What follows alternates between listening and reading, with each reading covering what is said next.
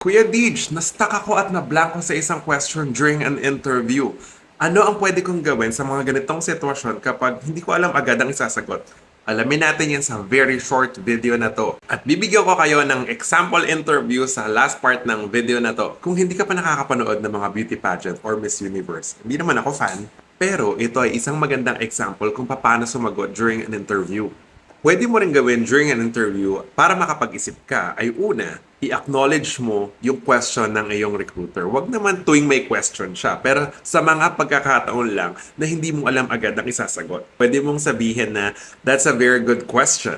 And then second, ang gagawin mo, sasabihin mo ngayon sa recruiter or interviewer, can you give me one moment to think of an answer? Naiintindihan ng mga interviewers na minsan hindi agad-agad maiisip mo yung sagot. Kaya it's okay to take your time to provide an answer. Tapos give yourself 15 to 30 seconds para makapag-isip ng tamang sagot. O di ba mabilis lang tong video na to? Una, i-acknowledge mo na maganda ang kanyang tanong. Pangalawa, sabihin mo sa recruiter or hiring manager, can you give me a moment to think of an answer? Sasabihin mo lang ito kapag hindi mo alam agad ang isasagot mo. Huwag sa lahat ng tanong, okay? Panoorin mo ang sample video ko na to. I'm your recruiter. My question is, how do you prioritize your task?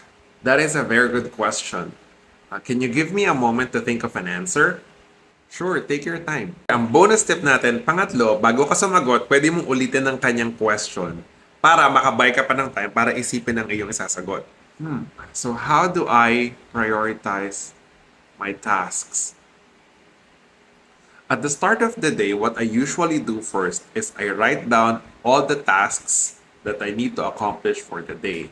And then from there, I prioritize them from most important to least important. That way, I have a guide on what do I need to do first.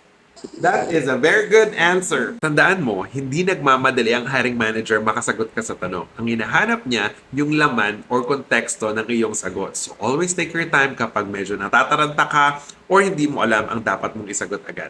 That way, you're able to provide the best answer na meron ka. Mahirap talaga maghanap ng trabaho ngayon, kaya I will do my very best para matulungan kayo. So follow me on Instagram, TikTok, Facebook, and YouTube for more tips, tricks, and amazing trips. Kaya natin to! Let's go!